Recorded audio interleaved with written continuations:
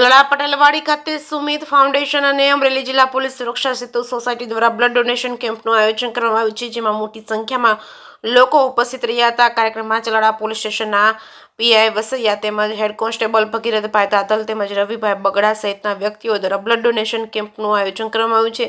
સમગ્ર આયોજન સુમિત ફાઉન્ડેશન તેમજ તેમની ટીમના ડોક્ટર વાળા દ્વારા કરવામાં આવ્યું હતું। ખાસ ઉપસ્થિત દાન મહારાજની જગ્યામાંથી મહાવીર બાપુ દ્વારા દીપ પ્રાગટ્ય કરવામાં આવ્યું હતું। બ્લડ ડોનેશન કેમ્પને ખુલ્લો મૂકવામાં આવ્યો હતો। જે કેસની ગુજરાતી સાથે બીપી રાઠોડ ચલાલા। દાન મહારાજની આ પવિત્ર ધરાની અંદર સુમિત ફાઉન્ડેશન દ્વારા 14મા બ્લડ ડોનેશન કેમ્પનું આયોજન કરવામાં આવ્યું। બ્લડ ડોનેશનનું દીપ પ્રાગટ્ય પૂજ્ય મહાવીર બાપુના હસ્તે રાખવામાં આવ્યું। સાથે જ અન્ય મહાનુભાવો પણ ઉપસ્થિત રહ્યા। આપણે સૌ જાણીએ છીએ કે આ સમયની અંદર બ્લડની કેટલી મોટી આવશ્યકતાઓ છે, પણ સુમિત ફાઉન્ડેશન દ્વારા દર 3 મહિને બ્લડ ડોનેશન કેમ્પનું આયોજન કરવામાં આવે છે।